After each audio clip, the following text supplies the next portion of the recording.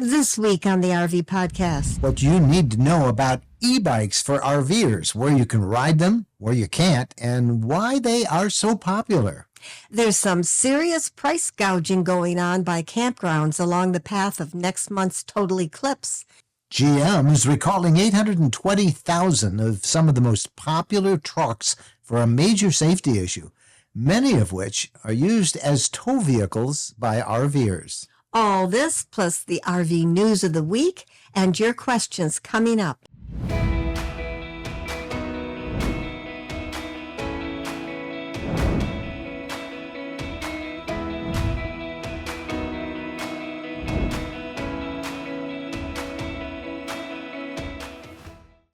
Hello, everyone. I'm Mike Wendland, and this is my lifelong traveling companion and my bride, Jennifer.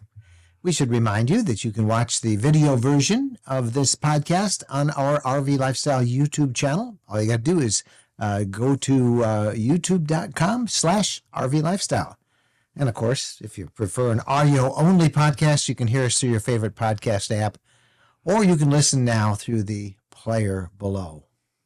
And this week finds us along the Alabama Gulf Coast, where we're continuing our review of Class B RVs.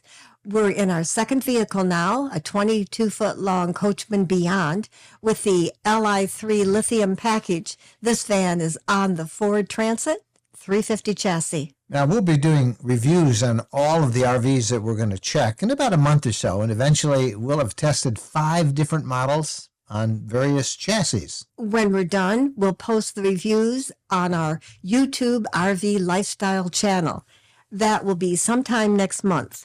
So meantime, we're posting some of the photos and we're sharing preliminary impressions on this ongoing project on our new RV Lifestyle community. And if you haven't joined, head over there and follow along. Its address is simple, just community.rvlifestyle.com. You can't miss us. It's a really neat little community filled with over 20 different RV lifestyle discussion spaces or discussion groups. Anything you're interested in, come and join. It's absolutely free to join. So much nicer, kinder, and easier to navigate than Facebook. Check it out, community.rvlifestyle.com. We are still down on the Gulf Coast, and the weather, it's grudgingly getting better, wouldn't you say? Yeah, the sun was shining today, so that's very encouraging. And when the sun shines, that's always a good sign. So, all right, quick break, and then the social media buzz coming right up. The one thing that can ruin a perfect RV trip is a bad mattress. And believe us, we know. Over the years, we've tried many, and we have found them all wanting until now. Now, we sleep on the RV mattress by Brooklyn Bedding. Quite simply, it's the best we've ever slept on. We chose a queen-size Aurora Luxe medium firm mattress that arrived tightly rolled in a box. All we did was put it on the bed, unroll it, and wait for it to recover from the compression. Then we put on the sheets and the bed covers and found we slept so well that we ordered another one for our home. That's how comfortable it is. Our sleep is now so luxurious and deep that we can't imagine using a different mattress. Shipping is free. If you're disappointed with the current mattress in your RV, you owe it to yourselves to try the RV mattress by Brooklyn Bedding. Brooklyn Bedding sends out all of their RV mattresses from their own factory in Arizona. This means they're able to use premium materials at a reasonable price for you with no middleman bringing up the cost. Don't miss out on the best sleep of your life. Visit rvmattress.com/RV Lifestyle and hurry, because once November's over, so are these incredible deals. We ended up, besides the one that we sleep on, we even got 2 twin RV mattresses for our guest bedroom at our home in Michigan. So our guest bedroom, our main bedroom, and of course our RV with RV mattress from Brooklyn Bedding. We've been very happy with them all. All right, now, wonder what everybody's talking about these days. Well, I'm sure Wendy's going to tell us. Yep, Wendy Boyer reports on all the hot issues most talked about on social media, in our RV Lifestyle community group, on our Facebook page, and she joins us now with this week's Social Media Buzz. Hi, everybody. As usual, lots of interesting conversations going on in the social media world. In our RV lifestyle community under Mods and DIY Tweaks in Space, we asked folks to share a common problem in RV living that they found a solution for. And for Don, he said his solution was to always carry an air compressor in his rig. Super handy, so he can use it for his trailer, his truck, his bicycles. He even uses it for cleaning the filters in the refrigerator burner. For Terry, now he has a 9-year-old Class A. He said it's a bit older, and he needed somewhere to place items like his GPS, his tire pressure monitoring unit, and his dash cam. So since Terry enjoys woodworking, he built a stand to house these devices, and it works so well, he's been using it for 3 years.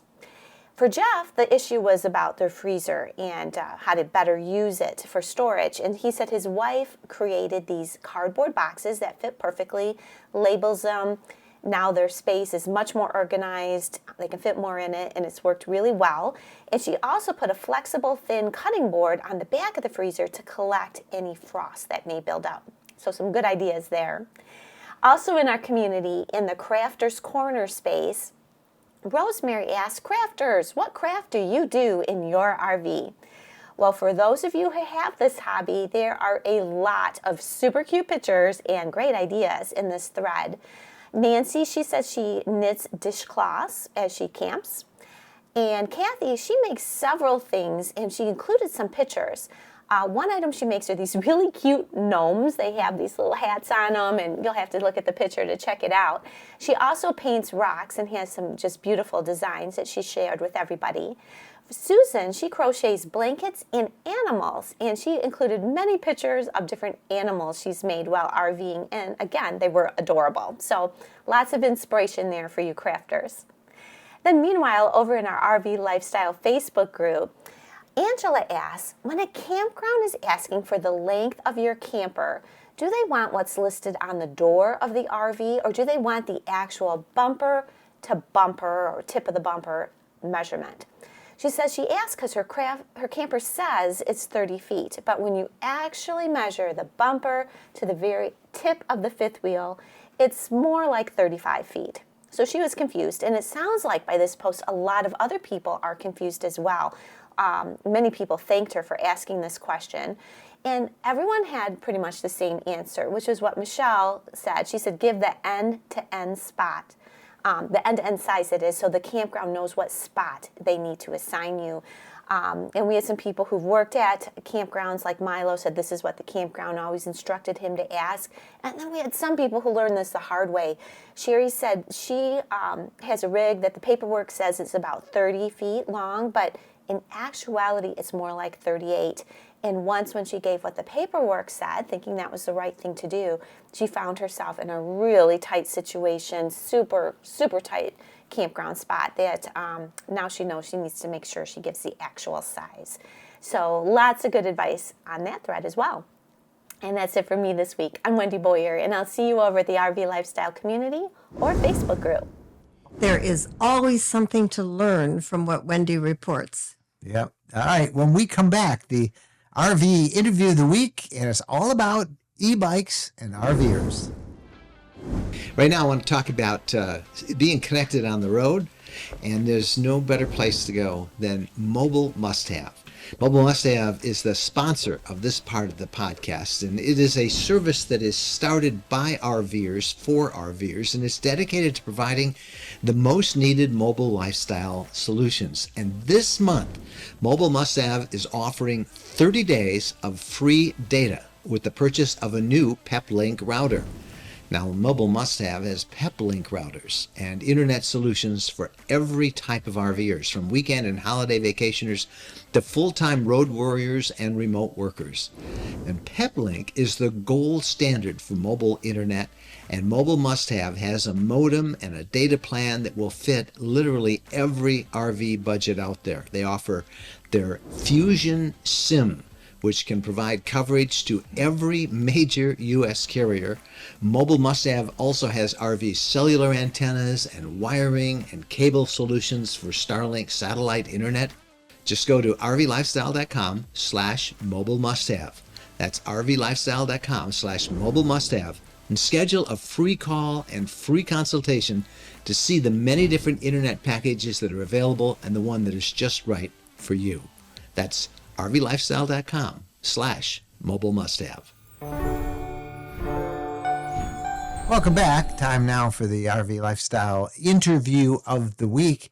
And you know, if there is one extra item that everybody buys, I think even more popular than internet hookups, it's got to be an e-bike. Well, recently we asked our RV lifestyle community about electric bikes, and nearly 80% they either had one or they planned to buy one. You know, it's just amazing how e-bikes and RVing increasingly go hand in hand, and there are many reasons why. Now, we thought that it would be fun to hear from probably one of the top experts in e-bikes. He's the CEO of Lectric eBikes. That's the brand that we happen to have. And we met some of his representatives at the Tampa RV show and said, we would love to get your CEO on the podcast. And they made it happen. And now you get to meet Levi Conlow. He is the CEO of Lectric Bikes. And we're going to talk about e-bikes and RV. Well, Levi joins us right now. First of all, hey, as a satisfied electric bike user, I want to say it's great to have you on the program, and I love your bikes. I really do. Awesome. I appreciate you riding them for me, man. Most of our audience is very familiar with what and why e-bikes are so good, but there are probably a few out there who still are unaware of why e-bikes are such a perfect fit for RVers. And why they've become so incredibly popular just in the last 4 or 5 years. Walk us through that. Why should RVers be thinking about an e-bike? Yeah, so honestly, I think part of this has to do with like the original founding of Lectric. Lectric has found great success within the RV community, and we started as a company about 4.5 years ago, and we created our first version of an electric bike, and people came to us, and we noticed that those that were most interested in electric bicycles were RVers. They were seeing the possibility of, man, if I had one of these, now I don't have to tow my Jeep behind, and I can get across the campground, or I'm going to these cool environments, and now I can go explore them with my e-bike. I can zip into town, get all my grocery needs with my e-bike. And so we ended up redesigning the bike, and I talked to my aunt and uncle, who are RVers, to get perspective on what that product should look like, and that's what created the Lectric XP.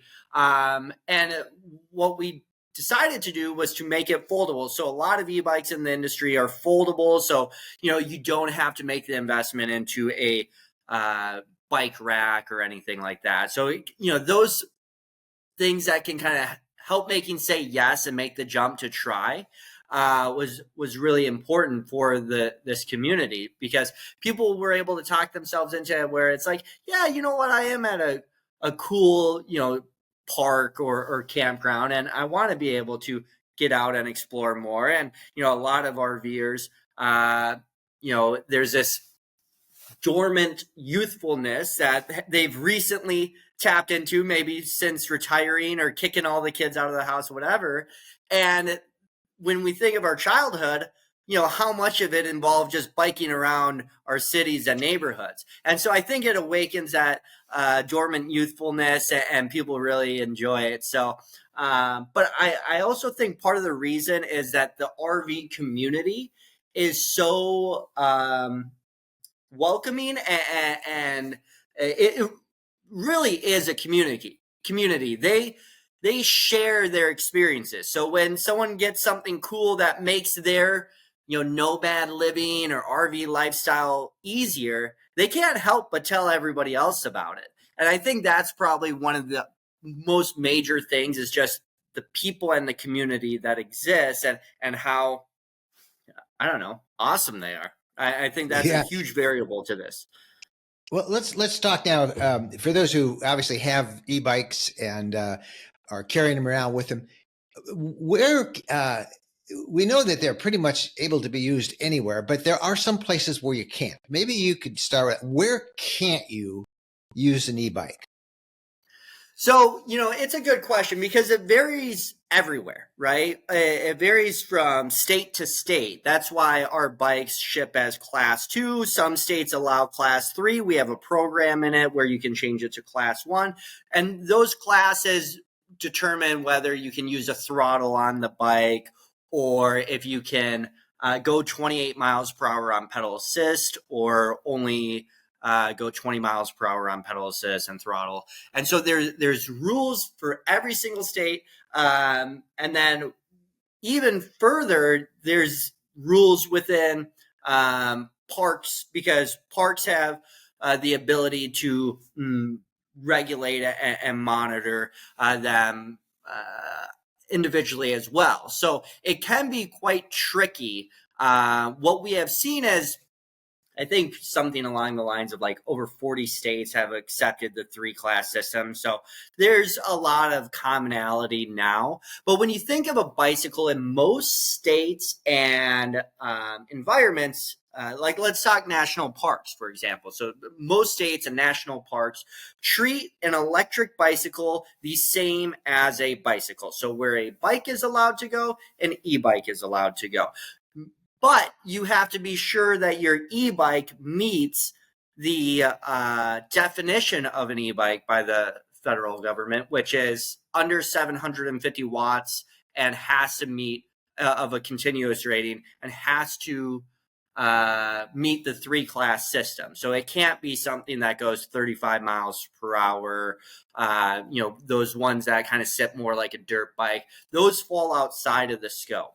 But for the most part, you treat an e-bike the same as a bicycle. So you ride it in the bike lane when those are available. You can ride it in the road when there's not a bike lane. So it's not something you actually would be riding on the sidewalk unless that is your safest route. But it's really just a bicycle at its core.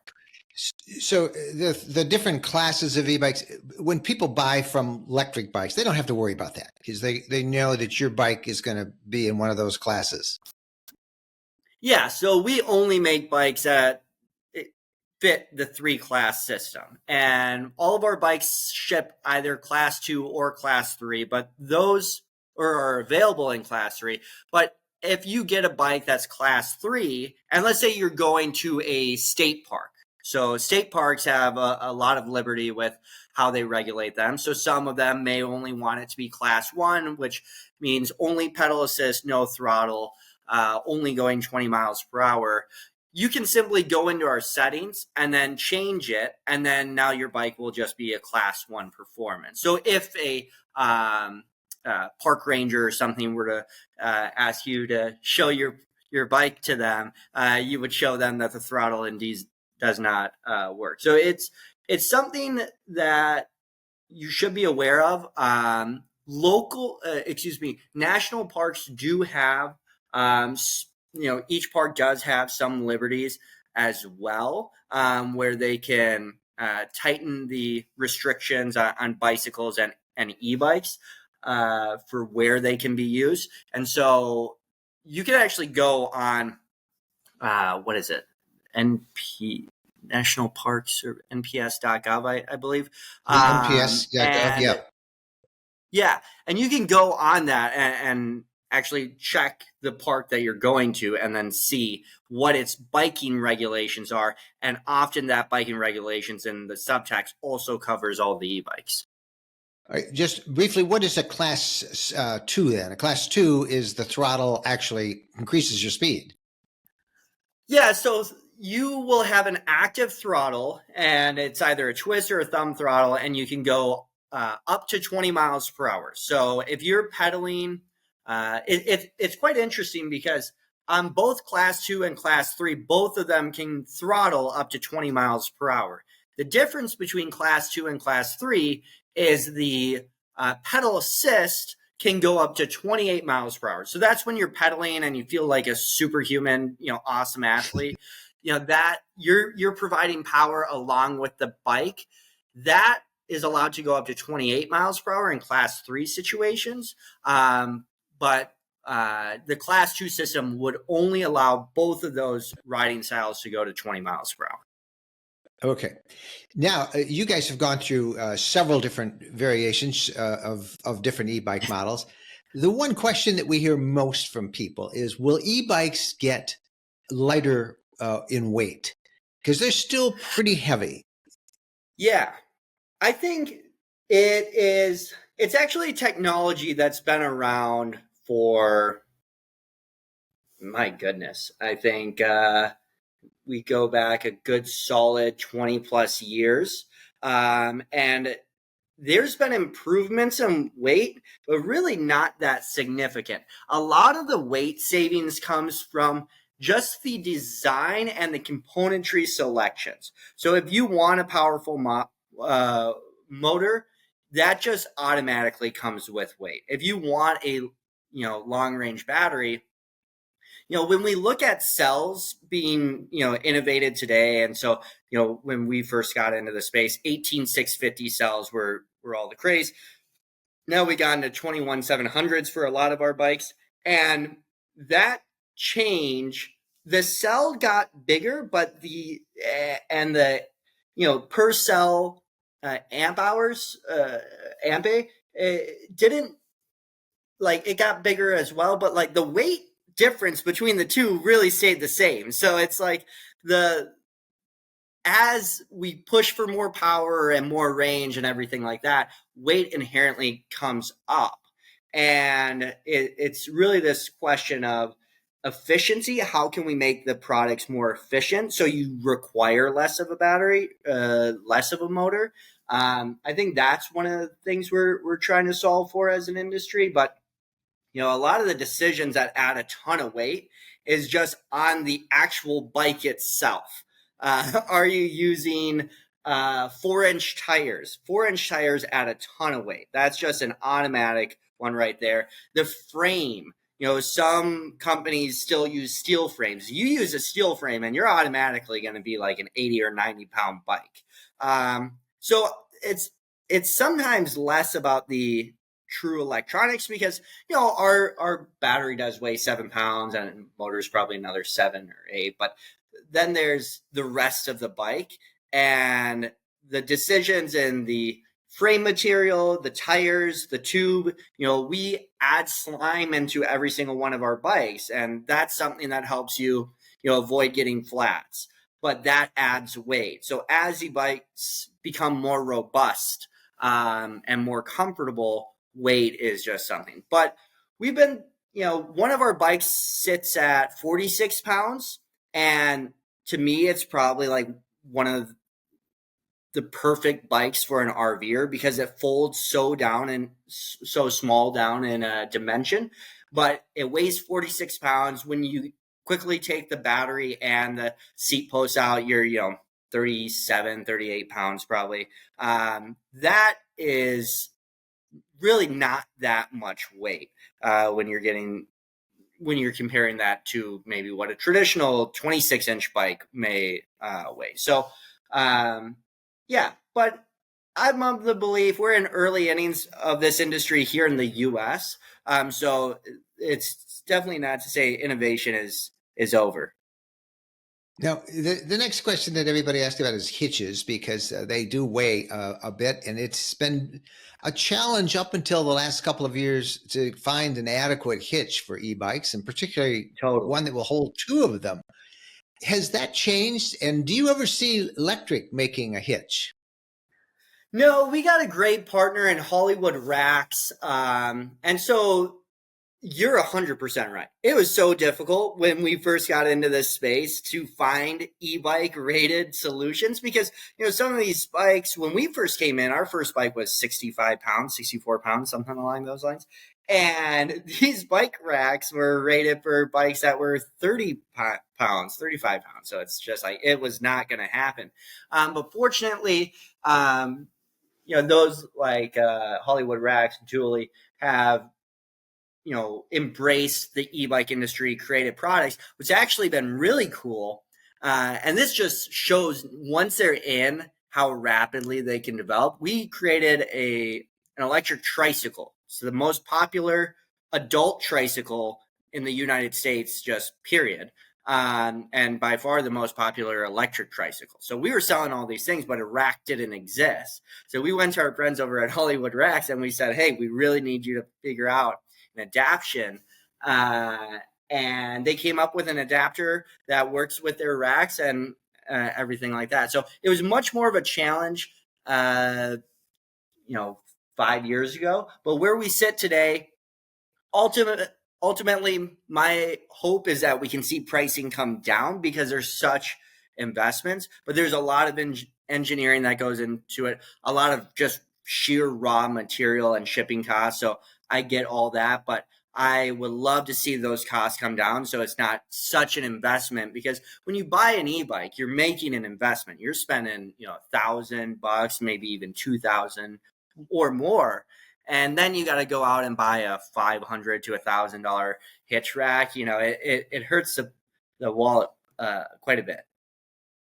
And then there's innovations like, I'm sure, because you guys were at the Tampa RV show and you saw what Keystone RV did with their Montana. They basically built an e-bike garage that comes out on the slide. It's so cool. Yeah, we have done surveys on our followers, and either 78% of them either already own or plan to own an e-bike. So, so you've got that going for you. And thanks so much for giving us a quick state of the e-bike message for us today on the podcast, Levi. Happy to do it anytime. All right. Thank you so much for being a guest on the podcast. And we look forward to having you on again as we get more questions about e-bikes. Thanks, Levi. E-bikes really are a lot of fun. And I wish that they would get a little easier to bring along in smaller RVs. Now that we're testing Class Bs, it's a challenge. You got to get a pretty good hitch for them. And they're so nice, though, to have. And they're fun to tool around in. Mm-hmm. Yep. Since I can't get a motorcycle, it's the next best thing. All right. When we come back, we've got the RV news of the week. Stay with us. There is a new development coming on the market for RVers in Tennessee. It's built by the same company we bought our land from. We just went to look at it, and it is amazing. Mountaintop property, great views, big woods and trails close to the Buffalo River, like our property. Gorgeous countryside. It's only a few minutes from the Natchez Trace Parkway and an easy drive to Nashville. These are big properties, 5 acres and up, and the prices are great. There's even financing. We are really happy with our property. These guys do a great job. It's hard to find acreage where you can have an RV full-time, especially in popular destination spots. This is your property, your way. There's electric and high-speed fiber optic internet. No more crowded parks or reservations. You can stay as long as you want. Go to rvlands.net. That's rvlands.net. Welcome back. Time for the RV news of the week. Price of campground RV packages spike for the April 8th total eclipse. Remember how we told you last week that the April 8th eclipse was turning into a huge event for RVers? Well, with so many campgrounds filled, many spots that remain in the path of the totality are charging as much as $625 per night for an eclipse package. Now, what is an eclipse package? It's a minimum of 2 nights, and included in that package is an RV to camp in. So you get to rent an RV. You get to rent an RV for 2 nights to camp in, a campsite, and various other things, varying per location. And RV rentals on RV shares are up 700 to 1,000%, depending upon the location. And if you're still on the fence trying to decide if you want to head out in your rig, campsites do remain, but they're getting harder and harder to find. The 2024 eclipse will travel from Texas up through Maine at a northeastern angle and will be the last total eclipse in North America for 20 years. So Harvest Host, Hip Camp, KOA, and many other sites have special links to help folks find a spot. We suggest booking that reservation soon if you haven't. And expect to pay a lot. Campgrounds are doing this thing called dynamic pricing, where depending on how quick, it's like the airlines, how quick you want to book and how much demand there is, they just keep raising the prices. And like we say, they're getting out of hand for this eclipse, but you won't be able to do that again for 20 years, so I guess a lot of people want to. Hey, big story out of Thor Industries. They have cut their projected 2024 RV sales, and earnings projections have caused all sorts of RV stocks to drop. Shock values really dropped for several large RV manufacturers and related businesses after Thor, and Thor being the largest RV manufacturer in the world, they cut their 2024 sales and earnings guidance. So when they did that, the shares of Thor dropped about 11% in early trading last week. Camping World dropped almost a 1.5%, and Lippert, LCI Industries, dropped about 4% after the announcement. Thor's chief executive told the Wall Street Journal that the company is cautious now going into its prime selling season, believing that dealers are going to have very tight control over inventories until demand firms up. Thor is the owner of many different RV brands, including Airstream and Heartland, Dutchman, Jayco, Keystone, and even more. Now, we've been hearing rumors for some time. Our sources in the industry tell us that all the manufacturers are very concerned about sales in 2024, and they cite inflation, high interest rates, the election, and all that uncertainty, international tensions, and all of that, they say, is kind of adding to this consumer angst, this uncertainty out there. Recently, Forest River said that it was laying off 83 workers in April. Now, if you're looking to buy an RV and you're in a position to do so, it might be a good time, but the industry's a little nervous right now because there's too much uncertainty out there in the marketplace, and you can see it reflected in those stocks. So that was last week. We'll see what happens this week. General Motors is recalling nearly 820,000 Sierras and Silverado pickup trucks, with dealers beginning to notify owners March 18th. The National Highway Traffic Safety Administration is issuing the recall because of a potential safety issue with the tailgate opening, potentially spilling contents on the road that could lead to a crash. The issue is the electronic gate release that unlocks the tailgate. It can open while the vehicle is in motion, and it can unlock when the truck is in park, causing items to spill out on the road. The models and years affected include Chevrolet Silverado 2020 to 2023, Chevrolet Silverado HD 2020 to 2024, GMC Sierra 2020 to 2023, and GMC Sierra HD 2020 to 2024. Some of those HDs are really popular with RVers. So that's coming up this spring. You want to get that taken care of. 820,000 of them. It's a lot of them. So the dates have been announced for the 2024 synchronized Firefly viewing event. This is a big deal. It happens every year at Congaree National Park. And if you've never heard of the synchronized Firefly event, it's pretty bizarre. And it's on a lot of people's bucket list. This year it's going to be May 16th through the 25th. And so many people want to go that they're doing a lottery to determine who can get in. And that lottery opens at 10 a.m. April 4th. And we will put a link on where you can sign up for it on our show notes for this episode, which you find on our RVlifestyle.com travel blog. Just look under the podcast tab. Okay, so here's what we're talking about. There is this particular type of firefly that lives in this region of the country near Congaree National Park, and they synchronize their lights for maybe 2 to 3 weeks a year. Literally lights up the whole night sky. And so they all blink on and off at the same time. They can find a few of these fireflies also in the Great Smoky Mountains National Park. And they also are doing a lottery to allow visitors to come in. It's the male fireflies who do this, and they do it obviously during mating season, flashing in unison for about 5 to 8 flashes, and then there's like an 8-second pause, and then they flash again. So the result is a dark forest magically penetrated by these synchronized flashes, and it goes on all night long. We'll put a link to a story that you can find on our podcast show notes, rvlifestyle.com/podcasts. All right, when we return, we will synchronize our clocks. Meet you right back here after this, and we'll have the RV question of the week. When we're asked what's the most important modification we made to our RV, it's an easy answer.